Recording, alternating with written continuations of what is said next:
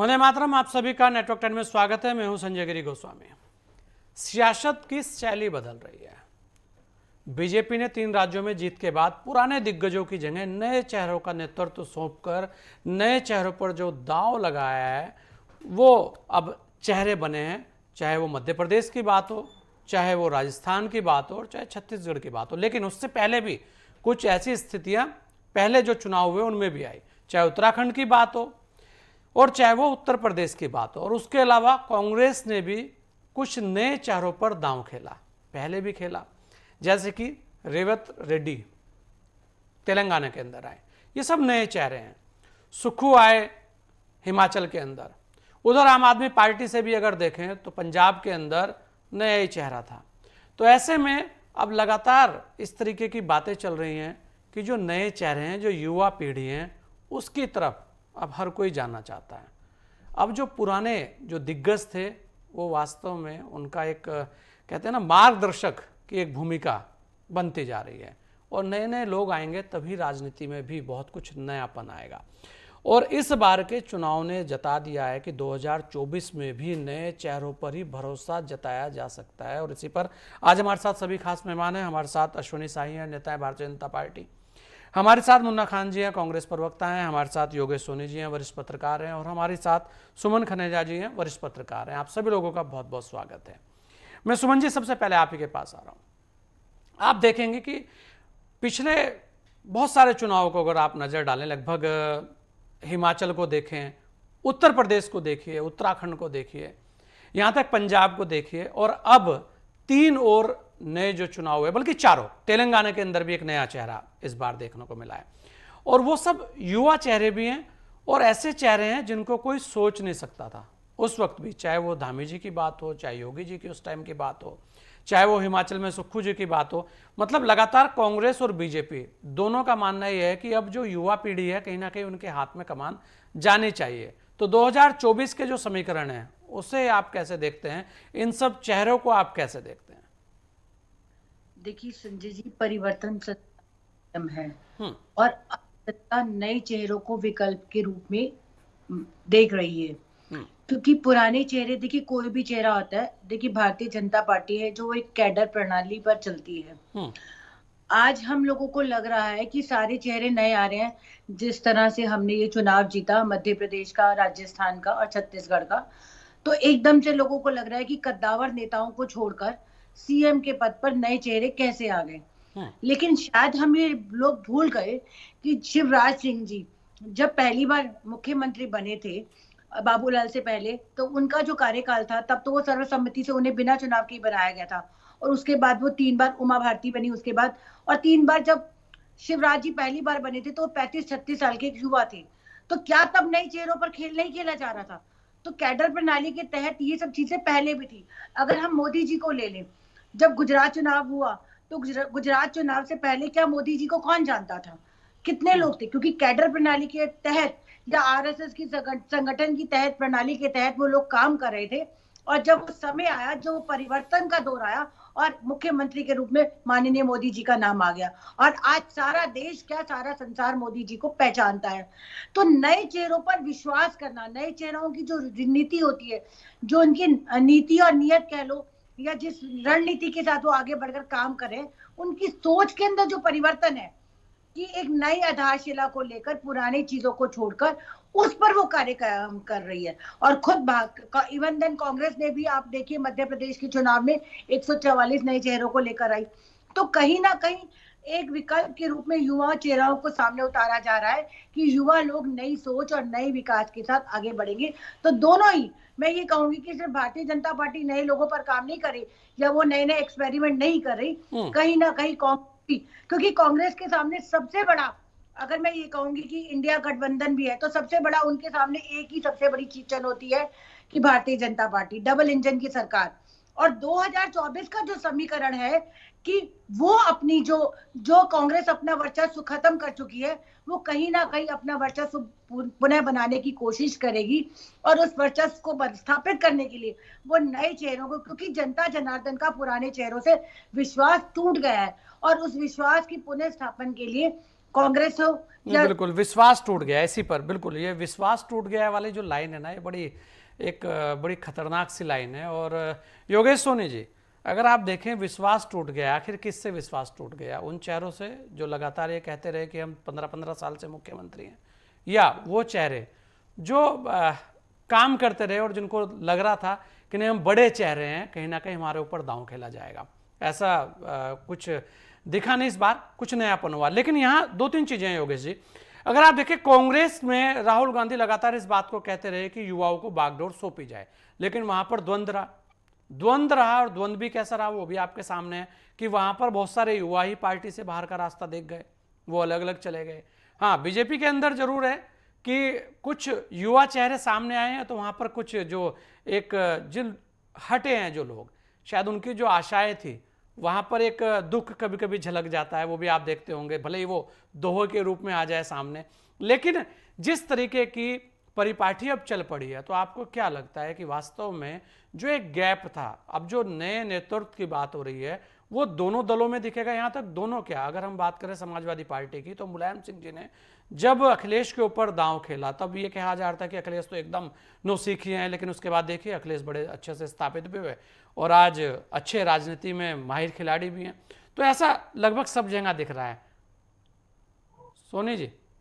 संजय भाई, मैं एक बात जानता हूँ कि जो नया होता है वो तभी पुराना होता है। जब बच्चा कक्षा 1 में जाएगा तभी कक्षा 12 तक पहुंचेगा वो। तो पुराने का अर्थ ये होता है कि बागडोर का जो सिलसिला होता है वो ये होता है कि उसका कालखंड, उसका अनुभव कैसा है। और उसके अलावा हम एक बात जानते हैं, आप क्रिकेट टीम से इस बात का उदाहरण देके चलिए कि कोई अच्छा खेलता तो उसको कप्तान बना दिया जाता है, लेकिन एक लंबे समय तक आजकल की क्रिकेट की फॉरवर्ड देख लो कि T20 में आपको अलग मिलेगा, टेस्ट में अलग मिलेगा, वनडे टीम का कप्तान अलग मिलेगा।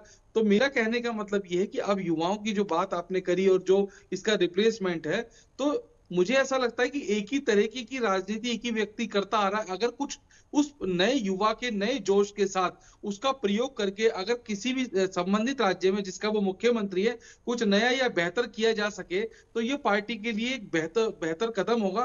क्योंकि आप इस बात को देखिए, भली भांति समझिए, जो पुराने, जिसको हम देसी भाषा में गाग बोलते हैं, अगर उनको ये लगे कि हमें ही बार बार मौका मिलेगा, इससे एक फायदा और होता है संजय भाई, जो लाइन में खड़े चौथी लाइन का सबसे आखिरी आदमी भी होता है, उसके मन में भी पार्टी के अंदर आज ये अलग जला दिया है कि हाँ, उसको भी मुख्यमंत्री बनाया जा सकता है। इसके उदाहरण एक नहीं दो नहीं, आप हाल ही में सारे चुनावों में देख सकते हैं। ये वो चेहरे मुख्यमंत्री बने जिन्होंने कभी इस जन्म में कल्पना नहीं करी थी। लेकिन यही होना चाहिए कि उनको ये लगना चाहिए, उनके आकाओं की उन पर नजर है, उनको लगना चाहिए कि हाँ, हमारे भी काम को देखा जा रहा है, हमारी कार्यशैली को देखा जा रहा है, हमारे सारे समीकरणों को देखा जा रहा है। तो केवल राजनीति जो एक व्यापार के रूप में स्थापित हो गई थी कुछ समय पहले, कि एक साइड व्यापार है और राजनीति में आना तो लाला उसका या बाहुबली या पूंजीपति, तमाम उन लोगों का काम है। राजनीति में आके राजनीति या जनता की सेवा करना और अपनी सक्रियता को बनाए रखना का अर्थ अब राजनीति है। या तो राजनीति पहले इसका अर्थ होती थी, पिछले लगभग 1.5-2 दशकों में राजनीति का एक व्यवसाय के रूप में उभरी, लेकिन आज जो है राजनीति में आपको ये समझना पड़ेगा, हर उस राजनेता को। योगेश भाई, एक चीज आप देखिए कि यहाँ 1-2 सवाल ऐसे हैं जो बड़े एकदम पहली बनकर खड़े रहेंगे कि आखिर बसपा में उन युवाओं का क्या होगा, आखिर सपा में उन युवाओं का क्या होगा, आखिर तृणमूल कांग्रेस में क्या होगा, ऐसे और भी बहुत सारे हैं, या राजद में क्या होगा? क्योंकि जो सेकंड कमांड की बात हो रही है, जिसकी हम चर्चा कर रहे हैं। जी देखिए संजय भाई, ये तो आप पार्टी को स्वयं सोचना पड़ेगा। बीजेपी ने मौका दिया, कांग्रेस ने भी मौका दिया, और इसको आप ये देखेंगे कि इससे पार्टी की इज्जत बढ़ती है। भाई, कांग्रेस पे हमेशा आरोप लगता आया था कि जो अध्यक्ष है उनको नहीं बदला जा रहा, और ये कभी माँ कभी बेटा, इस तरह के आरोप लगे। लेकिन खड़गे साहब के आने के बाद आपने देखा ये मिथा टूटी, विचारधारा बदली, लोगों की आम जनता से लेकर नेता तक की बदली। ऐसे ही बीजेपी का तो खैर देखिए, वो कब एक चमत्कार कर दे वो किसी को नहीं पता रहता, और वो इन चीजों के लिए जानी जाती है। अमित शाह मोदी किस फॉर्मेट में कब किसको वो अपना निर्णय ले ले, कब इसको हीरो बना दे, कब किसको कमान दे दे, नहीं कहा जा सकता। बाकी जिन दलों की आप बात लेकिन यहाँ खाली योगेश भाई, यहाँ खाली अमित शाह और मोदी का ही नाम क्यों? इससे लेकर भी बहुत सारे लोगों की आपत्ति है। जी देखो, बीजेपी तो सबकी है, बीजेपी तो हाँ, मैं इसका उत्तर मैं देता हूँ। अच्छा, प्रश्न भी अच्छा आपका संजय भाई। क्या होता है, कुछ चीजें आप कयास पर कह देते हो। देखिए, आप और हम जर्नलिज्म में हैं, लगभग 2 दशक हमें भी हो गए, तो एक सुगबुगाहट सुनाई देती थी, जिसको हम सूत्र के हवाले से, विश्वसनीय सूत्रों से एक शब्द का प्रयोग कर लिया करते थे। लेकिन बीजेपी में कोई विश्वसनीय सूत्र नहीं, कोई ऐसी आपको बात समझ में सुनने में नहीं आएगी जिससे आप ये कह सकते हो कि हमें सुनाई दिया। कब कम बंद कमरे में निर्णय किन लोगों के साथ होता है, ये तक भी किसी को नहीं पता चलता। हाँ। हम 2 लोगों को नाम लेते हैं, क्योंकि 2 लोग संचालन प्रक्रिया के सबसे अहम भाग हैं। यदि हम बात करें कि हाँ, हम ये कहते भाई उस आदमी ने उसको कह दी होगी, इसका उदाहरण आपने नोटबंदी में देखा या बड़े बड़े निर्णय रहे उसमें देखा, तो इन दोनों का अर्थ नाम इसलिए लिया जाता है क्योंकि ये मुख्य संचालन करता है, ये शीर्ष पदों पर बैठे हुए हैं, इसीलिए नाम लिया जाता है। नहीं, शीर्ष पदों पर नड्डा जी भी हैं, उनका नाम तो नहीं ले रहे आप। मैं बता, आपने देखिए लिया नड्डा जी का, हाँ। नहीं, नड्डा जी का नाम इसलिए नहीं लिया क्योंकि नड्डा जी की भी सुगबुगाहट और सूत्रों का हवाला हमें आज तक ना सुनाई ना दिखाई दिया। हो सकता है और होगा भी, लेकिन हाँ। हम अपनी मर्जी से कोई भी बयान दे दे बिना सोचे समझे, बिना प्रमाण के, ये मुझे बेईमाना सा लगता है। तो संजय भाई, मैं इसके लिए इसीलिए इत्तेफाक नहीं रखता क्योंकि हम भी बीजेपी जब से हमने कवर करी, हमने कभी देखा नहीं कि अभी तक फिलहाल की समीकरणों में कि इस तरीके की कोई बात सामने आई हो। तो बहरहाल और बिल्कुल, और जो ये दांव है, जो दांव जिसकी हम बात कर रहे थे, वो कांग्रेस ने भी एक खेला जीतू पटवारी को लेकर वहां पर, और तेलंगाना में भी एक चेहरा लेके आए हैं। इन दांव को लेकर क्या लगता है कि 2024 में जो अब कयास लगाए जा रहे हैं, 2024 में जो बड़े बदलाव होने के संकेत दिख रहे हैं कि जो लोकसभा के चेहरे हैं वो भी बदले हुए नजर आएंगे? देखिए, ये बहुत अच्छा प्रश्न फिर आपका दोबारा मुझे लगा। इसमें अब यही खलबलाहट होगी कि जो लोग होंगे उनकी सक्रियता कितनी राजनीति में, या उनकी किस स्थिति में वो हैं। अगर ऐसा नहीं है तो क्या उनके बदलाव को देखा जाएगा? ये बात भी हम 2024 के चुनाव में भली भांति देख सकते हैं। क्या ये उन्हीं पुराने लोगों को टिकट दिया जाएगा या नयों पे खेला जाएगा, या किस हिसाब से, किस राज्य में, किस सीट पे, किस समीकरणों के हिसाब से ये देखा जाएगा? ये बड़ा दिलचस्प होगा। और इस बार का, हालांकि हम हर बार कहते हैं कि इस बार मुकाबला बड़ा रोमांचक है, लेकिन 2024 का चुनाव निश्चित तौर पे मेरे अब तक की पत्रकारिता के समय कालखंड के अंदर मुझे लगता है सबसे रोचक चुनाव होने वाला, क्योंकि इन सीएम के चेहरे के बाद अब लोकसभा पे क्या इनकी नजर रहेगी, किन लोगों को ये देंगे, कैसे उनको मनाएंगे, और पिछले वालों को भी कैसे साथ साथ लेके चलेंगे। ये पिछले वालों को कैसे साथ साथ लेके चलेंगे, जिससे लेकर कांग्रेस के अंदर पहले ही बगावते रहते हैं। मुन्ना जी, 2 लोगों को आपने सुना, सुमन जी ने भी बहुत सारी चीजें बताई और सोनी जी ने भी आपके सामने रखी, लेकिन आप ये देखिए कि जिस नई पीढ़ी को लेकर बात होती थी, जिसको लेकर राहुल गांधी भी बार बार आपके कांग्रेस के अंदर कहते रहे हैं, और जहां पर हमेशा जो सामंजस्य है, जो एक कोऑर्डिनेशन होना चाहिए, वो नहीं हो पाया। इसको लेकर भी सदा लोग बोलते हैं कि यार कांग्रेस में जो है कि जो दिग्गज है ना, जो चिपके हुए हैं, वो छोड़ना नहीं चाहते। ये हर कोई कहता है, हर कोई कहता दिखता भी है, लेकिन फिर भी हम यही कहेंगे कि क्या लगता है आपको कि आखिर कांग्रेस कहाँ पीछे रह जाती है भारतीय जनता पार्टी से? जी नहीं, भारतीय जनता पार्टी से कांग्रेस पीछे कहाँ है? अगर मैं बिल्कुल प्रेजेंट टाइम की अगर बात करूं, कुछ दिनों पहले की बात है, जो 3-4 राज्यों में चुनाव हुए, तो आप जो वोटों की जो गिनती हुई, जो मतदान पड़े, मतदान की आप देख लीजिए परसेंटेज क्या है। 4,90,00,000 वोट हमें पड़े, 4,80,00,000 वोट भारतीय जनता पार्टी को पड़े। तो कांग्रेस पीछे कहाँ है? अगर इस तुलना से लोकसभा की सीट की कंपेयर की जाए तो मैं समझता हूँ 10-15-20 सीट तो ऐसे ही भारतीय जनता पार्टी को कम पड़ी। दूसरा जो अहम सवाल था संजय जी आपका, एक युवा को लेकर के था। आपने देखा 162 युवा जो अभी चुनाव हुए मध्य प्रदेश में, 162 युवाओं को टिकट देने का काम कांग्रेस पार्टी ने किया। तो युवाओं की बात तो बहुत पहले से कांग्रेस पार्टी में आ रही है। और सवाल जो वरिष्ठ नेता है, तो हमारी विचारधारा में किसी वरिष्ठ नेता को हम अपमान करने का काम नहीं करते, क्योंकि हमारे यहाँ मार्गदर्शन मंडल नहीं है कोई। हमारे यहाँ मार्गदर्शन मंडल में नहीं भेजा जाता। हम तो बुजुर्गों की इज्जत करने वाले लोग हैं, हम लोग तो मोहब्बत करने वाले लोग हैं, मोहब्बत से चलते हैं। हाँ, बुजुर्ग होने पे हम उनकी दिशा निर्देश पे चलते हैं, हम उन्हें मार्गदर्शन भेजने का काम नहीं करते। नहीं तो वो मार्गदर्शक मंडल ही है जिनके आप दिशा निर्देशों पर चलने की बात करते हैं, वो है कहाँ? वहां तो छोड़ना ही कोई नहीं चाहता, हर कोई तो यही कहता है बात। आप देखिए, अभी सोनी जी से आप पूछ लीजिए, वो भी यही कहेंगे कि कांग्रेस में कोई भी उस पद को, उस सीट को छोड़ना ही नहीं चाहता, और निर्णय लेने में जो देरी है वो हमेशा कांग्रेस में दिखती है। नहीं, देखिए, निर्णय लेने में देरी नहीं है। आप तुलना करेंगे कि 3 राज्यों में मुख्यमंत्री बदलेंगे, तो ये भारतीय जनता पार्टी का निर्णय नहीं, एक मजबूरी है। हमारे यहाँ क्या होता है कि विधायक दल चुनते हैं जो कौन सा मुख्यमंत्री बनेगा। आपने देखा होगा, ऑन रिकॉर्ड दिखाया गया कि राजनाथ सिंह ने एक छोटी सी पर्ची वसुंधरा राजे सिंधिया को दी और वसुंधरा राजे जैसे उनका नाम खोला उसके होश उड़ गए। तो हमारे यहाँ पर्चियों पे काम नहीं चलता, हमारे यहाँ कोई नागपुर से पर्ची नहीं आती है, हमारे यहाँ बजाते चुनाव होते हैं, निर्णय से काम होते हैं। हमारे यहाँ वही उसी आदमी को मुख्यमंत्री बनाया जाएगा जो सक्षम होंगे। और बात रही अभी रवंत रेड्डी की, तो रवंत रेड्डी को 2021 में ही कार्यकाल सौंपा गया था, उन्हें पदभार दिया गया था कि आपको ये कार्य करने हैं, आप अध्यक्ष के नाते आपको संगठन को मजबूत करके तेलंगाना में चुनाव जीतने हैं। वो चुनाव जीते, उनको इनाम मिला। हमारे यहाँ कोई पर्ची पे किसी कैंडिडेट को नहीं भेजा गया कि रवंत रेड्डी मेहनत कर रहे हो और पीछे से कोई और चला जाए और पर मुन्ना खान जी, आप देखिए राजस्थान की तस्वीर आपके सामने है। सचिन पायलट युवा थे। राजस्थान में हाँ, राजस्थान में अगर हमारी बात राजस्थान सचिन पायलट है, हाँ, तो वसुंधरा राजे गुलाब सिंह कटारिया के कोई बात छिपी तो नहीं है, जब जाहिर है। किसमें आप कितना पर्दा और डालोगे? मुन्ना खान जी, उन्होंने तो नया नेतृत्व दे दिया ना वहां पर, उन्होंने तो सब चीज खत्म कर दी, एक नया चेहरा दे दिया भजन लाल जी का।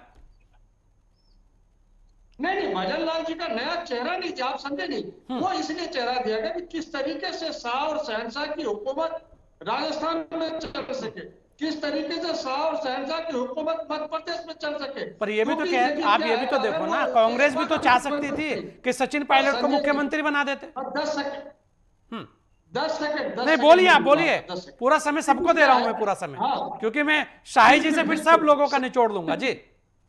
बिल्कुल संजय जी, देखिए क्या है कि अगर इस बार मुख्यमंत्री पद की शपथ लेते अगर शिवराज सिंह चौहान, तो स्वाभाविक है प्रधानमंत्री नरेंद्र मोदी से कद बड़ा हो जाता और भारतीय जनता पार्टी के इतिहास में लगातार 5वीं बार मुख्यमंत्री बनने का श्रेय शिवराज सिंह चौहान को जाता। लोग कह रहे हैं कि वो लगातार तीसरी बार प्रधानमंत्री बनने जा रहे हैं। मुन्ना खान जी, आप मुख्यमंत्री पे अटके हुए हैं जी। सर मैं यही तो कह रहा हूँ, गुजरात लोगों को ये पसंद नहीं है कि शाह और शहनशाह से कोई रिकॉर्ड तोड़ दे। हाँ, ये है, वो दावेदार 2024 में हो सकते थे। आपने, मैं आपको ऑन रिकॉर्ड आज एक बात कह रहा हूँ संजय जी, जिस तरीके से सीएम फेस की लड़ाई हुई तीनों राज्यों में, 2024 में पीएम फेस की लड़ाई निश्चित है। मैं ऐसी भविष्यवाणी करता हूँ, ऑन रिकॉर्ड कह रहा हूँ, क्योंकि अमित शाह और योगी की जो लड़ाई है वो जग जाहिर, वो छिपी नहीं है। किस तरीके से आपने देखा, ओम माथुर ने ट्वीट किया, देश के गृह मंत्री कहते हैं कि ये जो चुनाव है नरेंद्र मोदी जी के फेस में जीते हैं, नरेंद्र मोदी नरेंद्र मोदी नरेंद्र मोदी। 10 मिनट के बाद ओम माथुर जी का ट्वीट आता है कि ये चुनाव हम सब मिल करके जीते हैं, सभी को श्रेय जाना चाहिए और ये चुनाव की जीत सामूहिक है। तो ये जग जाहिर हो रही है, बस थोड़ा सा इंतजार कीजिए। वो सब मुन्ना खान जी, चेहरा तो मोदी का ही था, ये तो हर कोई मान रहा है, वो तो खोल के कह रहे हैं कि हमारा ही चेहरा था और उसी चेहरे पर 3 जगह चुनाव में जी। संजय जी मैं ये कह रहा हूँ, इनका चेहरा तो मैं मानता हूँ। हाँ, तो सवाल ये तो देखिए, जिस राज्य में भारतीय जनता पार्टी हारने लगती है, मोदी जी के चेहरे हट जाते हैं और हमारे जगत प्रकाश नड्डा की फोटो चलने लगती है। धर धर धर धर धर धर धर मोदी जी भाई। नहीं, ये तो नड्डा जी जाने, वहाँ के प्रदेश अध्यक्ष जाने, मोदी जी का हाथ नहीं। मतलब ये कर्नाटक आप ये नहीं मानेंगे मुन्ना खान जी कि आपके यहाँ जो निर्णय लेने में और जो एक दांव खेलने में, जिस तरीके का दांव बीजेपी खेल जाती है, अब आप कह रहे हैं कि शिवराज चौहान जी या वसुंधरा जी या नाराज हैं या ये होगा, लेकिन उन्होंने खेला ना, नए चेहरों को लेकर आए ना, रिस्क तो लिया ना, चाहे वो उत्तराखंड में हो, चाहे वो उत्तर प्रदेश में हो, या अब यहाँ पे भी तीनों जगह हो, लिया ना। आपके यहाँ तो नेतृत्व की लड़ाई इतनी ज्यादा हो जाती है कि पता ही नहीं लग पाता क्या है, और फिर पूरे 5 साल तक वहां द्वंद्व रहता है, और दोनों जगह दिखा, राजस्थान में भी और छत्तीसगढ़ के अंदर भी। अब उसे आप नकार नहीं सकते। यहां तक मध्य प्रदेश में भी लास्ट तक, चुनाव के समय तक चलता रहा।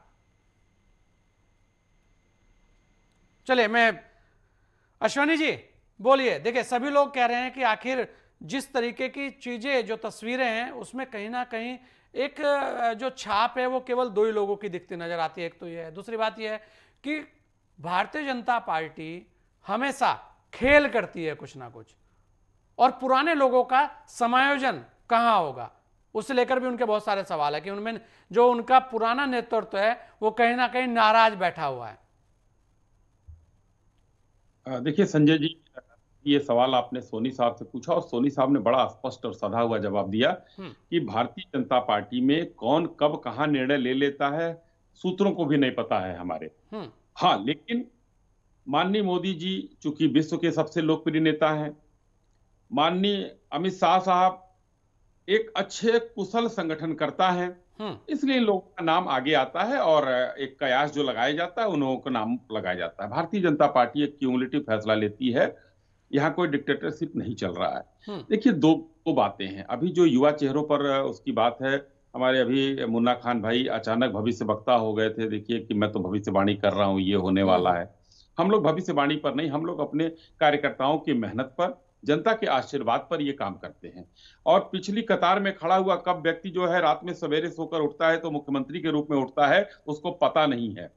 हम लोग अगर वसुंधरा जी को हटाते हैं तो वसुंधरा जी अपने भंवरलाल शर्मा जी को निकम्मा और नाकारा नहीं कहती हैं, जो कि अशोक गहलोत साहब एक युवा चेहरे को निकम्मा, नाकारा, ठग, पता नहीं क्या क्या कहा करते थे, वो हमारे यहाँ परिपाटी नहीं है। चूंकि गोस्वामी जी, वंशवाद और आंतरिक लोकतंत्र में दो चीजें हैं। वंशवाद की एक मजबूरी होती है कि युवा नेतृत्व प्रदान करने की उनकी मजबूरी होती है, जैसे तेजस्वी यादव भी नेता हो गए, अखिलेश यादव भी नेता हो गए, शिवपाल जी नहीं हो पाए। इस तरीके से हमारी आंतरिक लोकतंत्र की एक मजबूती होती है। जो चेहरा सामने आप दिखा रहे हैं टेलीविजन पर, ये हमारे आंतरिक लोकतंत्र की मजबूरी नहीं है, मजबूती है। कि हमारे पास ऐसे युवा चेहरे हैं कि जिनको हम लेकर आएंगे। और भी मुन्ना खान जी कह रहे थे कुछ दिन की हम युवा बुजुर्ग चेहरों का बड़ा सम्मान करते हैं। हमने भी देखा है, सीताराम केसरी जी बुजुर्ग थे, धोती खोलकर उनको उठाकर बाहर फेंक दिया गया था। नरसिम्हा राव जी को दिल्ली में समाधि की जगह नहीं मिलती है। ऐसे बुजुर्ग चेहरों का उन्होंने बड़ा सम्मान किया है, वो सब दिखाई देता है। मगर भारतीय जनता पार्टी जो राजनीति करती है, हमेशा सेकंड लाइन तैयार करने का काम भारतीय जनता पार्टी करती है। इसमें आपने स्पष्ट रूप से देखा होगा, चाहे कोई प्रदेश हो। उत्तर प्रदेश में देखिए कोई नाम नहीं था, अचानक योगी जी को बनाया जाता है और योगी जी उस मिथक को तोड़ते हैं, 37 सालों के रिकॉर्ड को तोड़ते हुए फिर दोबारा मुख्यमंत्री बनते हैं, दोबारा सरकार बनाते हैं। धामी साहब युवा चेहरे हैं, वहां भी मिथक तोड़ते हैं, वो जो रिवाज तो तोड़ते हैं। मुन्ना जी सुन लीजिए, मुन्ना भाई सुन लीजिए एक बार जी, बोलिए अश्वनी जी बोलिए। मुन्ना जी क्या विचलन, देखिए कांग्रेस वैसे विक्षिप्त हो गई है। आप तो मेरे मित्र हैं, थोड़ा सा धैर्य से सुने। एक मुन्ना जी को ना पर्ची से बड़ी आपत्ति थी अश्वनी जी, ये कह रहे हैं जो पर्ची है ना उससे भी बड़ी आपत्ति है। अब भारतीय जनता पार्टी को भी कांग्रेस ही चलाएगी। हाँ। अरे भाई आप खाइए ना कि कौन राहुल गांधी का पैर छूता है और खड़से साहब का पैर नहीं छूता है। सब लोगों ने देखा था किस तरीके से एक पोस्टर पीछे लगा रहता है, खड़से एक कुर्सी रहती है, खड़से साहब की हिम्मत नहीं थी कि वहां बैठ जाए जब तक दूसरी कुर्सी लेकर नहीं आए शिव कुमार जी। तो ये सब आप अपने यहाँ देखिए, हमारे यहाँ अर्ची पर्ची मत देखिए। हमारे यहाँ लोकतंत्र है और मान सम्मान होता है। आपने आडवाणी जी को मार्गदर्शन में भेजने का काम किया, मुरली मनोहर जोशी को भेजा, आपने ऐसी फेरिस्ट लिस्ट है कई नेताओं की जिसको आपने मार्गदर्शन मंडल में भेजने का काम किया। तो उसके बाद तो देखिए जनता उन्हें पसंद कर रही है मुन्ना जी। अगर आप भी ये कर लेते तो शायद जनता आपको भी पसंद करती। संजय जी, हाँ, जनता पसंद नहीं कर रही। हाँ, इनकी अश्वनी जी बोलिए। मुन्ना जी तो आज मानने को तैयार नहीं है, फिर योगेश से मैं एक लाइन में एक जवाब लेना है जी। डिबेट चल रहा है संजय जी, ये मुन्ना जी क्यों मतलब बीच में। मुन्ना भाई देखिए, आप लोगों को तो कांग्रेस को ही जनता उखाड़ कर फेंक दे रही है भाई। वो उखाड़ने की बात मत कीजिए। यहाँ जनता जो है उखाड़ कर कांग्रेस को ही फेंक दे रही है। मुन्ना खान जी के पास ऐसा दम नहीं है कि वो किसी प्रदेश के मुख्यमंत्री बन जाए, ठीक है ना। अशोक गहलोत आपके यहाँ बहुत हैं, कमलनाथ जी बहुत हैं आपके यहाँ, दिग्विजय सिंह बहुत हैं आपके यहाँ, जो आपको आगे नहीं बढ़ने देंगे। इसलिए एक लोकतांत्रिक पार्टी भारतीय जनता पार्टी है जो कि अपनी एक दूसरी आगे आने वाले, कौन सा सरकार है आपकी जो अगले 50 सालों तक का सोच के चली है। आप जरा एक बार विचार करिएगा, भारतीय जनता पार्टी की सरकार अगले 50, हम 47 तक सोचते हैं। ये हमारा एक विजन है, बड़ा क्लियर विजन है और देश का विकास भी उसी हिसाब से हो रहा है। आज देखिए किस तरीके की हम, माननीय मोदी जी क्या कह रहे हैं, हम तीसरी बार आएंगे और तीसरी अर्थव्यवस्था बनाएंगे। आपको था कभी भरोसा ऐसा कि कह सकते हैं कि जनता का आशीर्वाद आपको मिलेगा? नहीं मिलेगा। वो दिख रहा है कि किस तरीके से जनता ने आशीर्वाद दिया अभी 3 राज्यों में। सुमन जी बस एक लाइन में जवाब दीजिएगा। अश्वनी जी ने बहुत बड़ी चीज कही है। आपको क्या लगता है सुमन जी कि 2024 के अंदर दोनों दलों में, क्योंकि दोनों दल बड़े दल हैं, बड़े बदलाव जो नए चेहरे हैं उन पर खेलता दिखेगा या फिर वही पुराने चेहरे सामने मैदान में आएंगे? एक लाइन में बात कर दीजिएगा, मैं योगेश से भी ले लूंगा। क्योंकि संजय जी डेफिनेटली तो पार्टियां नए चेहरे पर अपना दाव जरूर खेलेंगी, क्योंकि परिवर्तन के इस दौर में जो जनता की मांग है उन्हें उनको पूर्ण समर्थन देना पड़ेगा।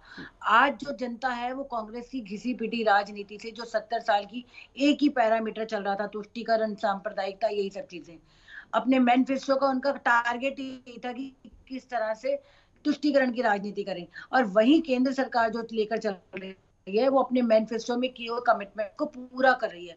वो चलिए, युवाओं हाँ। चेहरों को दिख जी जी